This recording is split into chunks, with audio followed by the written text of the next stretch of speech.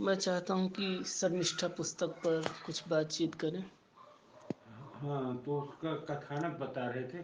तो कल्याण एक बार कल्याण की कोई प्रति मिली थी, उसी से जो है ये इसका कथानक पता चला। और उसमें विशेष रूप से शर्मिष्ठा की ही प्रशंसा थी। तो अभी बीच में बता रहे थे कि ये दो सहेलियां जो है वृषपर्वा की पुत्री शर्मिष्ठा और शुक्राचार्य की पुत्री देवयानी, इन दोनों में बड़ा प्रेम भाव था। लेकिन एक बार ये लोग किसी सरोवर में स्नान कर रही थी। स्नान करते समय अचानक नारद जी का आगमन हो गया। नारद जी आकाश मार्ग से जा रहे थे, लेकिन वो नीचे भी उतर आए। यहाँ भाई राक्षसों का राज्य था, तो उतर आए, सोचे चलो यहाँ भी बैठ लेते हैं। आजकल के पत्रकार वैसे नारद जी उस जमाने के नीचे आ गए। अब इन हड़बड़ी में इन दोनों बालिकाओं ने क्या किया, एक जैसे कपड़े दोनों के थे भाई। जो वृषपर्वा की रानी को इंद्राणी ने दिया था हम्म। वस्त्र, बिल्कुल वो दो वस्त्र दिए थे एक जैसे। तो उन्होंने शुक्रेश्वरवा ने एक वस्त्र जो है गुरु जी को दे दिया था, शुक्राचार्य को, कि ये जो आपकी बिटिया को पहनने को हो जाए। दोनों और एक वस्त्र जो है इनके घर में था, वो इसने जो है शर्मिष्ठा ने पहन लिया। लेकिन गलती ये हो गई, एक का वस्त्र दूसरे ने पहन लिया, दूसरे का वस्त्र पहले ने पहन लिया। मैंने शर्मिष्ठा का वस्त्र जो है देवयानी ने, देवयानी का वस्त्र शर्मिष्ठा ने पहन लिया। अब फिर थोड़ी देर बाद उन्होंने प्रणाम राम किया नारद जी को। नारद जी प्रणाम आशीर्वाद दे के चले गए। फिर इन लोगों ने वस्त्रों को देखा, कहा तुमने हमारा वस्त्र कैसे पहन लिया। दोनों में जातीय घमंड जो होता है, वो जातीय झगड़ा सामने आके खड़ा हो गया। तो पहले देवयानी ने शर्मिष्ठा से कहा कि तुम नीच राक्षस जाति की हो और मैं ब्राह्मण ऋषि कन्या हूँ, और तुमने कैसे मेरे वस्त्र को छू लिया। ये तो कुछ वैसे ही हुआ जैसे भविष्यान्न को कोई कुत्ता जूठा कर दे, इस तरह इसने क्रोध में आकर के कहा देवयानी ने अपने जातीय घमंड से। और उधर शुक्राचार्य की वो, हाँ, शर्मिष्ठा को भी क्रोध आया। शर्मिष्ठा ने भी क्रोध में कहा, कहा कि मैं राजा की पुत्री हूँ, और जो है मेरा पिता जिस सिंहासन में बैठता है उसके नीचे मृगशाला बिछा करके तुम्हारा पिता बैठता है, और मेरे ही रुपए से और मेरे ही धन धान्य से तुम्हारा पेट पलता है। ये हुआ और झगड़ा ऐसे बढ़ता चला गया। फिर कारण कुछ ऐसा पड़ा कि शर्मिष्ठा, अब ये तो खैर इसको हमने थोड़ा बदलाव दे दिया क्योंकि जो है शर्मिष्ठा को आदर्श हमें प्रस्तुत करना था। तो लेकिन घटना कुछ सच में यही हुई थी कि शर्मिष्ठा ने अपनी सहेलियों के साथ मिल करके देवयानी को कुएं में ढकेल दिया। अब कुएं में ढकेल देने से देवयानी जो है मरण मरने की स्थिति आ गई। भाई कुआं में किसी को फेंक दे तो मर ही जाएगा वो। लेकिन भगवान की कुछ ऐसी माया कि वो जो है वहां, वो सूखा कुआं था, कुआं सूखा था, तो वो जो है बच गई, और बच गई और मरी नहीं। तो वो वहां से चिल्ला रही थी और ये भाग गई सबकी सब सहेलियां। भाई राजकुमारी थी, कौन राजकुमारी के खिलाफ कोई बोलेगा, उसने सबको मना कर दिया कि वहां किसी को मत बताना क्या घटना हो गई। सब शांति चली गई। अब यहाँ ये चिल्ला रही थी कि हमको बचाओ बचाओ बचाओ। तो उधर से ययाति आ गए। ययाति ने आवाज सुनी, तो उन्होंने कहा यहाँ कहीं आवाज आ रही है। आकर के देखा नजदीक इधर उधर, तो वो कुएं के नीचे से आवाज आ रही थी। तो उन्होंने बाण विद्या के माध्यम से कमलासन तैयार किया, पद्मासन तैयार किया बाणों से, और उसमें उसको बैठा करके धीरे धीरे करके कुएं के ऊपर ले आए और हाथ पकड़ करके उसको बाहर निकाल लिया। अब ये जो है देवयानी ने कहा कि आपने मेरा हाथ पकड़ा है, अब हाथ जो है छोड़ना नहीं है आपको। तो उन्होंने कहा भाई हम आपका हाथ तो पकड़ लिए हैं, इस कारण से नहीं पकड़े कि वो पाणी ग्रहण जैसा मामला है। जी। वो आपको रक्षा के लिए हमने आपको कुएं से बाहर निकालने के लिए पकड़ा है। अब आपने दाहिना हाथ बढ़ाया, हमने दाहिना हाथ से पकड़ लिया, लेकिन मामला ऐसा कुछ नहीं। लेकिन उसने कहा नहीं, आपको हम हमारे साथ विवाह करना पड़ेगा। तो उन्होंने कहा परिचय दो। तो उन्होंने कहा शुक्राचार्य की पुत्री देवयानी। कहा अरे शुक्राचार्य इतने क्रोधी ऋषि हैं, और वो जो है वो उनकी तुम पुत्री हो, ब्रह्मर्षि की पुत्री हो, और हम क्षत्रिय वंश के हैं, हम कैसे तुम्हारे साथ शादी कर सकते हैं? ये तो प्रतिलोम विवाह हो जाएगा, ये विवाह हमारे यहाँ नहीं हो सकता, नहीं होगा। उसने कहा आप परेशान मत हो, मैं पिताजी से सहमति ले लूंगी, और मेरे साथ साप लगा हुआ है कि कोई ब्राह्मण मेरे साथ विवाह नहीं करेगा। खैर, अब शुक्राचार्य के पास गए दो के दोनों। शुक्राचार्य ने सारी बातें सुनी। शर्मिष्ठा ने क्रोध में आकर के ये कहा कि घटना इस तरह की हुई है, राजकुमारी ने मुझको कुएं में फेंक दिया, और उसने ये कहा, मैंने ये कहा, तो अब आपका सबसे बड़ा काम ये है कि इस राज्य को आप छोड़ दीजिए, ये आप यहाँ आपकी इज्जत नहीं है, आपका अपमान है, इसको राज्य को छोड़िए। और राज्य को छोड़ेंगे तभी जो है बात बनेगी। और ये मेरी ओर से हट है, इसको आप, अकेली पुत्री थी वो, तो ये माँ पहले खत्म हो गई थी इसकी, तो उनको प्रेम भी बहुत था अपनी पुत्री से, अकेली पुत्री है, प्रेम भाव रहेगा। परिणाम तह वो भी क्रोध में आ गए, वो तो स्वभावतः है, शुक्राचार्य क्रोधी थे। उन्होंने जाके तुरंत कहा वृषपर्वा से, कहा देखिए तुम्हारी पुत्री ने क्या क्या हमारी पुत्री के साथ किया हो, किस तरह के शब्दों का प्रयोग किया है, मैं तुम्हारा राज्य छोड़ करके जा रहा हूँ। अब वृषपर्वा बड़े दुखी, उनके सामने असली समस्या ये आई कि रोज देवताओं से युद्ध होता है, और ये गए तो हम मरेंगे तो हमको जिलाएगा कौन, हमको दोबारा जिंदा कौन करेगा। इसलिए वो पैर पकड़ लिए कि भाई आप न जाइए, नहीं तो हम सबके सब मार डाले जाएंगे, एक ही युद्ध में सब समेट के चले जाएंगे।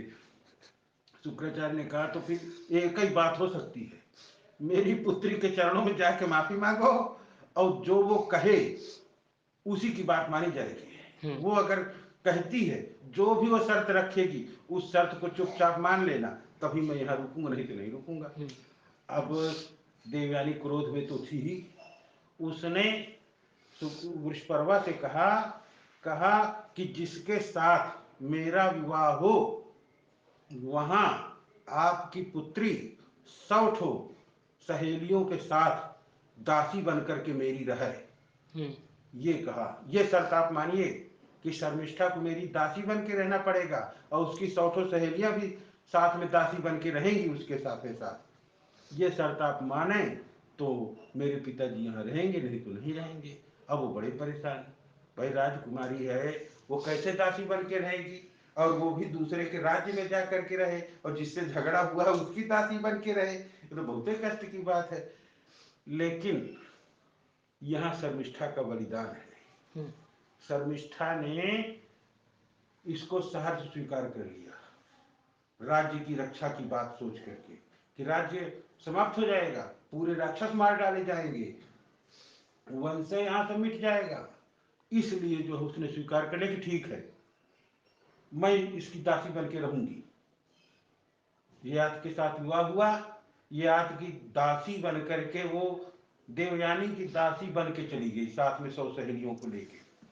लेकिन यहाँ बहुत रूपवती थी वो, बहुत ही सुंदर थी शर्मिष्ठा। हाँ, शर्मिष्ठा बहुत खूबसूरत थी, राजकुमारी थी, उसमें कोई कमी तो थी नहीं। राक्षसों की कन्याएं, असुर कन्याएं ये बहुत सुंदर होती थी। अब आजकल तो ऐसा कुछ विरोध प्रदर्शन होने लगा है जैसे राक्षस लोग बहुत गर्हित थे, ऐसा कुछ नहीं है। न देव, न दानव, न कोई, ये एक जातियां थी, ये सब जातियां हैं, राक्षस जाति है, असुर जाति है, दैत्य जाति है, देव जाति है। देवों से कई मायनों में दैत्य, असुर और राक्षस श्रेष्ठ थे। इन्होंने जो कुछ किया अपने मेहनत से और बल से सब कुछ पाया, और देवताओं ने कभी कुछ किया ही नहीं।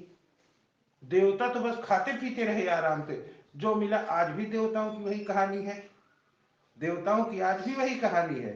देवता क्या है, चलो काल्पनिक है, कल्पना के रूप में है, तो हम लोग यज्ञ करते हैं, इस धरती का जो यज्ञ भाग है उसी को तो देवता ग्रहण करते हैं। वो वहां क्या है, कुछ नहीं करते हैं। यह स्वर्ग लोक, अपवर्ग लोक, यह दिवालोक, आलोक लोक है, जहां नहीं दुख व्यथा शोक, आनंद मग्न जीवन निहार। करना क्या है वहां, बस खाना है, बैठ के आराम से रहना है, सुख भोगना है, यही तो देवलोक है। लेकिन दैत्यों के साथ ये नहीं है। दैत्यों ने श्रम पूर्वक किले निर्माण किए, शस्त्रों का निर्माण किया, नगरों का निर्माण किया। आज जो भी संसार में आप देखते हैं, ये दैत्य जाति के ही कारण इतना विकास हुआ है। ये हम बिना संकोच के कह दे रहे हैं, और ये इसलिए भी कह दे रहे हैं कि सच बात कह देनी चाहिए। और आज का वो युग नहीं रहा कि हम दैत्यों की प्रशंसा करें। हमें तो मजबूरी में देवों की प्रशंसा करनी है भाई। देवों का बड़ा महत्व है, देव देव सब देव है भाई, मनुष्यों से ऊंचे देव होते, ये सब चल रहा है। लेकिन भाई सच बात हम जानते हैं, सच यही है। परिणामतः वो वहां दासी बन के चली गई, लेकिन वो बड़ी खूबसूरत थी।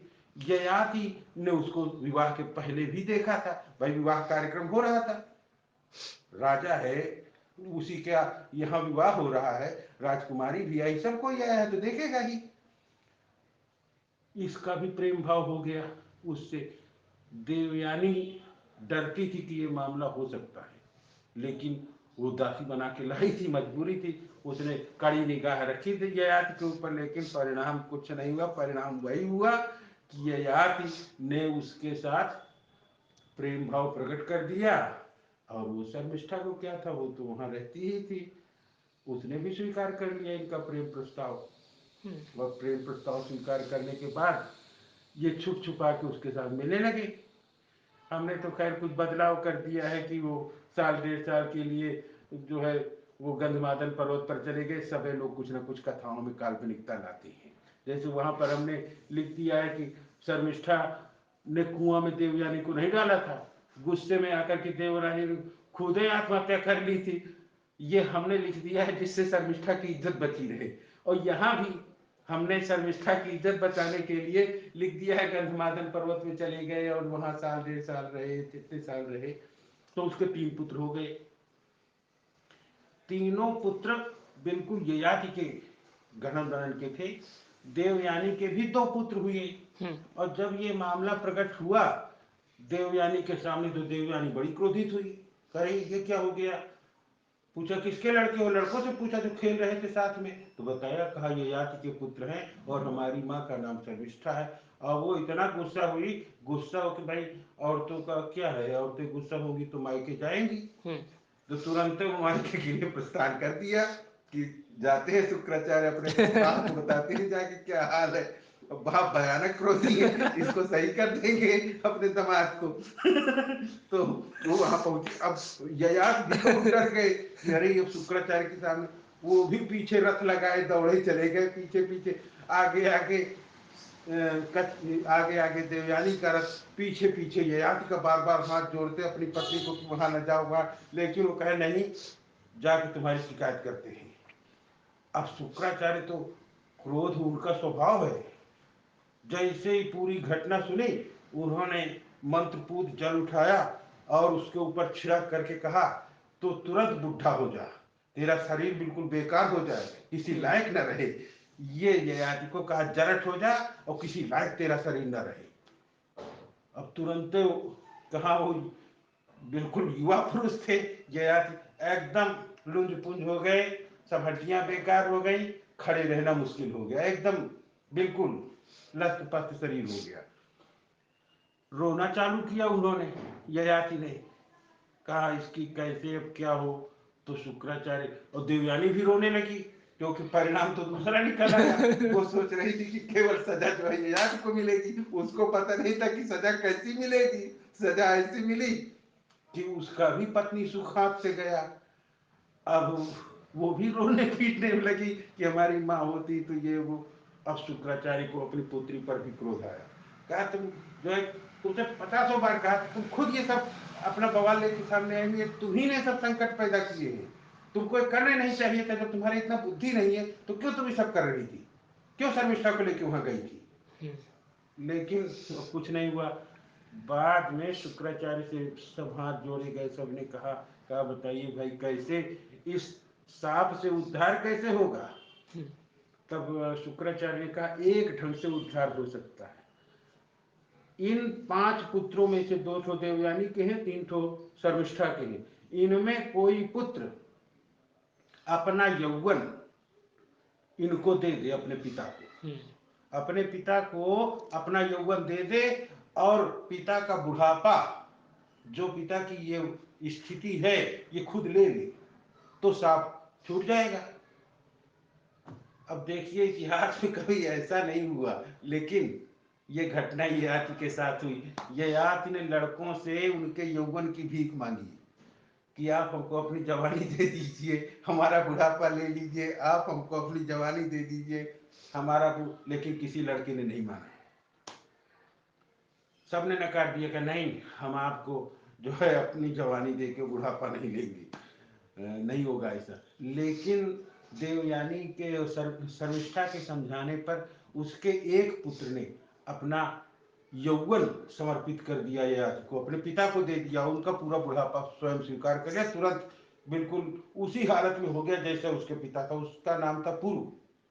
पुरु नाम का जो पुत्र था उसने अपना यौवन अपने पिता को समर्पित कर दिया, और इस तरह से पुरु ने तीनों कालों में पुत्र के उस आदर्श को प्रस्तुत किया जो कभी कोई नहीं कर सकता, और वो पूरे समय इसी तरह बना रहा।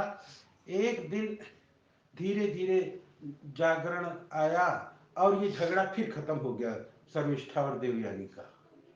जो देवयानी क्रोध में थी, उसने जब ये देखा कि इसके पुत्र ने हमारे पति को जो है स्वस्थ किया और अब यौवन का सुख जो है हमको अपने पति से भोगने को मिल रहा है, वो केवल शर्मिष्ठा के पुत्र के प्रभाव से और शर्मिष्ठा के समझाने से ही पूर्व ने अपना यौवन दिया। तो इन दोनों में मेल भाव हो गया, और इस तरह करके कुछ दिनों ययाति संसार का सुख भोगते रहे। बाद में उनमें भी वैराग्य की भावना जगी, और वैराग्य की भावना जगने पर उन्होंने अपनी दोनों पत्नियों को अपने साथ लिया और उनके साथ ही संन्यास्त हो गए। ये है। यहाँ एक और उदाहरण है, ऐसा पहले नहीं हुआ, ये इसी बार हुआ कि जब कोई व्यक्ति घर छोड़ता है, त्याग करता है घर का, संन्यास लेता है, तो अपनी पत्नी के साथ ले, ये सूत्र यहाँ पहला निकलता है। उन्होंने अपनी दोनों पत्नियों को अपने साथ साथ लिया, में लिया। हाँ, और तब संन्यास लिया, पत्नियों के साथ ही संन्यास लिया। ये है। तो इसी पर ये पूरी कथा इतनी बड़ी है, और ऐसे करके है उसमें हमने एक रूपक विधान बनाया है। रूपक है जैसे सोहनलाल जी का उस दिन हम रूपक बता रहे थे कि जो है कच ब्रह्मचर्य संकल्प शक्ति का बल है, कामना देवयानी का मन दुर्बल है, जो त्याग प्रेय को श्रेय वरा करते हैं, वे कच्छ है जो ध्रुव धरा करते हैं। तो इसी को हमने भी उतारा। इसमें कई जगह से जो है इस तरह की बहुत सारी भावनाएं उतरेंगी, और ये जो प्रतीक है वो हमने इस ढंग से प्रस्तुत किया है कि थोड़ा सा देखने लायक है। इसमें है, इस भूतल में ही यही कहीं वृषपर्वा से बलिदानी है, विराम है, अंतिम सर्ग में है, इस भूतल में ही यही कहीं वृषपर्वा से बलिदानी है, इस भूतल में ही छुपे हुए कुछ शुक्र सदिश अभिमानी है, प्रत्येक मनुज में बसी हुई शर्मिष्ठा और देवयानी, प्रत्येक मनुज में बसी हुई शर्मिष्ठा और देवयानी, जो दोनों पर रखता संयम है वही विज्ञ पंडित ज्ञानी। भाई आपको संयम रखना पड़ेगा अपनी भावनाओं पर, अपनी वासनाओं पर, तब कहीं जिंदगी पार होगी, नहीं तो ऐसे पार नहीं होगी। तो है नृपयाति मानव का मन, पूरा प्रतीक बना हुआ है नृपयाति मानव का मन, शर्मिष्ठा सजल भावना है, जो करुणा की प्रेरणा स्रोत, ऋषि कन्या कलित कामना है। देवयानी एक कामना मूर्ति है, और ये शर्मिष्ठा ये बलिदान का प्रतीक है, ये समर्पण और प्रेम का प्रतीक है, और वहाँ वो इच्छा का प्रतीक है। देवयानी इच्छा का प्रतीक है, कामनाओं की पूर्ति कर रही है वो, लेकिन उसका समर्पण है, उसका प्रेम है, ये विशेषता है। शर्मिष्ठा सजल भावना है, जो करुणा की प्रेरणा उत्स, और इस कन्या कलित कामना है, दोनों अति सुंदर आकर्षक। हाँ, कोई कमी नहीं है, कामना भी बहुत महत्व रखती है, ऐसा नहीं है कि वासनाएं बिल्कुल गर्हित हैं, नहीं। तो दोनों अति सुंदर आकर्षक, दोनों ही अतिशय प्यारी हैं, और दोनों नर में बसने वाली देवी हैं, हृदय दुलारी हैं, दोनों ही प्रिय है मनुष्य को। भाई कभी कामनाएं जगती हैं और कभी मोक्ष की भावना जगती है, लगता है भगवान का भजन करें। ये दोनों भीतर में मनुष्य के आती है, लेकिन एक क्षण एक बात आती है, एक क्षण दूसरी बात आती है। अब जब दोनों को आप संभालेंगे तब कहीं जीवन सुखद बनेगा। तो है दोनों का अंतर लिखा है, भावना समर्पण ली हुए कामना बांधती है बंधन। ये है जो देवयानी कामना के प्रतीक को बंधन मानती है, और जो शर्मिष्ठा भावनाओं का, सद्भावनाओं का प्रतीक है, वो समर्पण लिए हुए है, अपना सब कुछ सौंप देना चाहती है, वो चाहती खुद अपने लिए कुछ नहीं है। शर्मिष्ठा। हाँ, तो शर्मिष्ठा है भावना, समर्पण लिए हुए कामना बांधती है बंधन, तज कभी इसे व्याकुल फिरता है मानव। मनुष्य जब तक दोनों को मिला के नहीं चलेगा तब तक नहीं शांति पाएगा। कामना भावना दोनों में पाया जाता यह अंतर है, कामना भोग के पथ पर है, भावना त्याग के रथ पर। ये विशेषता है। कामना भावना दोनों में पाया जाता यह अंतर है, कामना भोग के पथ पर है, भावना त्याग के रथ पर है। कामना लालसा आशा है, वासना तृषा यह अभिलाषा, भावना भक्ति वैराग्य मोक्ष की गाती मधुमय परिभाषा। कामना बुद्धि के संग चलती, दोनों की अलग अलग व्याख्या है। कामना बुद्धि के संग चलती और भावना हृदय की चेरी है, जब जनता कोई कभी प्रश्न बजती भीषण रणभेरी है। हृदय में बड़ी उथल पुथल होने लगती है। प्रत्येक मनुष्य के जीवन में आते संघर्ष भरे ये क्षण, जब छिड़ता अंतर्द्वंद घोर उर्बन जाता है समरांगण। कामना भावना दोनों का संघर्ष नहीं मिटता जब तक, मानव के मन को सुभग शांति मिल पाती कभी नहीं तब तक। तो है जब गंगा यमुना सा दोनों का होता है ज्योतिष संगम, तब तीर्थराज जैसा पवित्र हो जाता नर का अंतरतम। तब पूरा जो है जीवन जो है उदात्त हो जाता है। तो कहा जब गंगा यमुना सा दोनों का होता है ज्योतिष संगम, तब तीर्थराज जैसा पवित्र हो जाता नर का अंतरतम। छा जाती अद्भुत सौम्य शांति, आनंद विभा लहराती है, हो जाता क्षण क्षण सुगत परो, तब सांस सांस मुस्काती है। पर यह ज्योतिष संगम सबके साथ नहीं होता और हर समय नहीं होता, कभी कोई समय आता है। पर यह ज्योतिष संगम जीवन में हो पाता है सदा नहीं, ईश्वर की महत कृपा से ही मिल पाता यह वरदान कहीं। मानव के मन की अस्थिरता, असली जड़ ये है, मानव के मन की अस्थिरता दोनों को बांध नहीं पाती। यह बढ़ विषम विचारों के तम में वह इधर उधर है टकराती। किसको भाई मोक्ष है, कभी लोग भगवान के भजन में सोचते, कभी संसार के सुखों में जाना चाहते हैं। किसको पकड़ूं किसको छोड़ूं, क्या दोनों को संग प्यार करूं, बढ़ करके चूमूं नील गगन या धरती का श्रृंगार करूं। जी भर कर भोगूं सुख वैभव, यही तो विवाद है। जी भर कर भोगूं सुख वैभव या करूं मोक्ष का आराधन, इस तरफ चलूं या उधर चलूं, है बड़ा विपथ पर मानव मन है। जी भर कर भोगूं सुख वैभव या करूं मोक्ष का आराधन, इस तरफ बढ़ूं या उधर बढ़ूं, है खड़ा विपथ पर मानव मन। पर दुविधा में फंस कर के वह कुछ भी न सिद्ध कर पाता है, रह जाता खड़ा वहीं पर जब तब रोता है पछताता है। हर ओर एक संशय जगता, हर ओर समस्या आती है, भ्रम शंका की काली रजनी यूं जीवन भर भरमाती है। अब ये मोक्ष और इसका स्वरूप दिया है कि वास्तविक धरातल पर रहकर कल्पना गगन को ललचाता। मनुष्य की ये हालत है, जहाँ है वहाँ संतोष नहीं है, संतोष जहाँ नहीं है वहाँ ढूंढ रहा है, और जहाँ खुद बैठा है वहाँ संतोष नहीं है। तो कल्पना काल्पनिक धरातल पर रहकर वास्तविक धरातल पर रहकर कल्पना गगन को ललचाता, और कल्पना गगन में पहुंचा तो वसुधा का वैभव तरसाता। जब भोग भोगने को बढ़ता तब मुक्ति उसे तरसाती है, और जब भुक्ति पंथ में चलता है तब मुक्ति खींच ले जाती है।